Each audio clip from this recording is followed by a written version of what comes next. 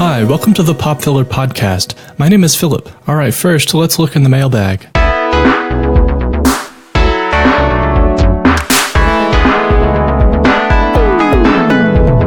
Lisa C. writes, I've occasionally heard actors, or people new to acting, talk about having a hard time knowing what to do with their hands while acting. Have you seen any actors or individual performances where it looked like this was a problem?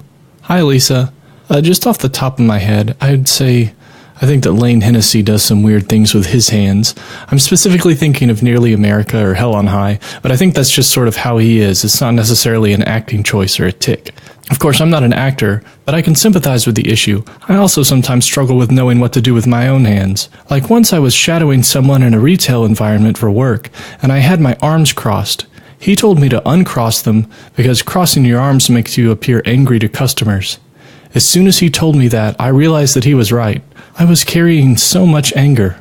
Even more recently, I was on a commercial flight, waiting in the bathroom line. My club soda had really gone right through me. And as I stood waiting, I didn't know what to do with my hands.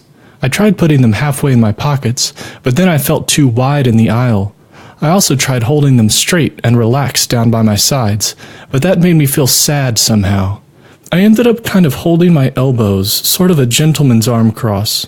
I think the trick is to probably not think about your hands at all. But even after thinking about not thinking about my hands, I've come to the conclusion that I think it's my arms that are really causing all the uncertainty.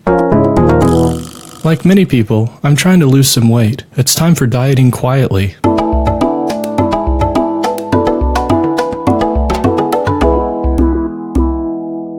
It's been a few weeks since I talked about my dieting. It's not going too well.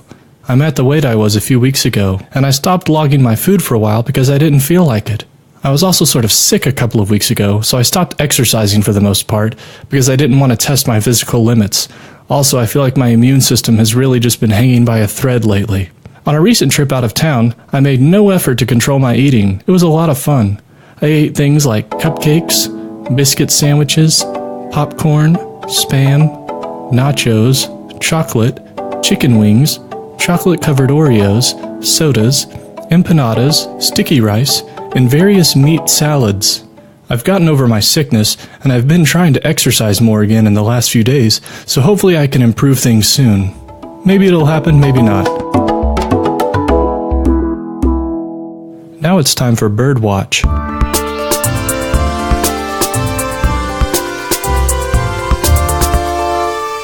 You never know when or where you'll see birds. Just this week, our dog Rhoda was outside, jumping around near the back door.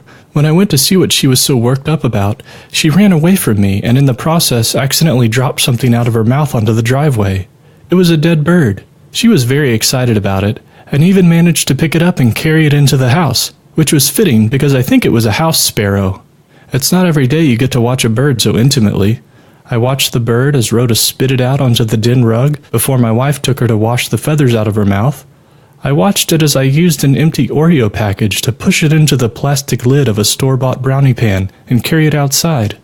I then watched the bird as I dumped it, along with the brownie lid, into a plastic sack before I tied it closed and threw it away in the garage trash can. That's the last time I watched this particular bird, but I and Rhoda will certainly keep up the bird watch. Next, let's draw something together. It's time for Hazy Shapes.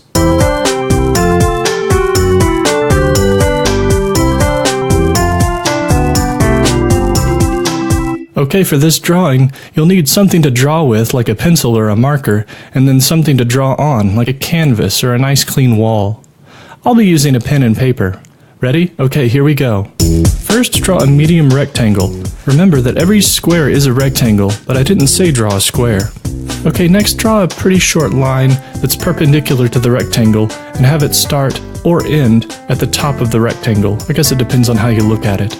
Okay, now we'll draw a medium-sized circle on top of that line. Okay, it's looking good. Okay, now to the right.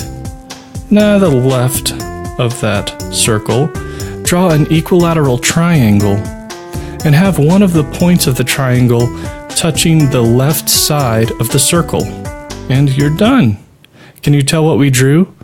That's right, it's a badminton trophy. Congrats on your big badminton win. Now you can display it on a shelf somewhere in your home or office space. Before we wrap things up, it's time for household tips.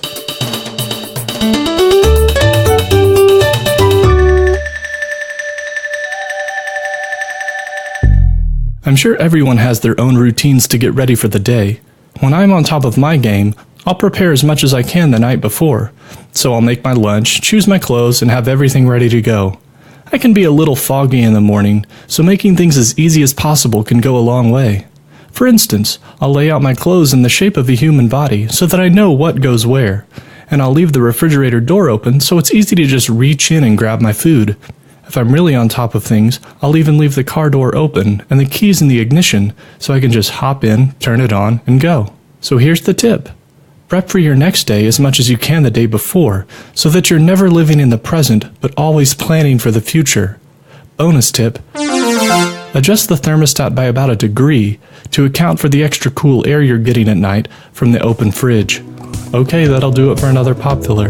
Thanks for listening, and remember, you'll be fine.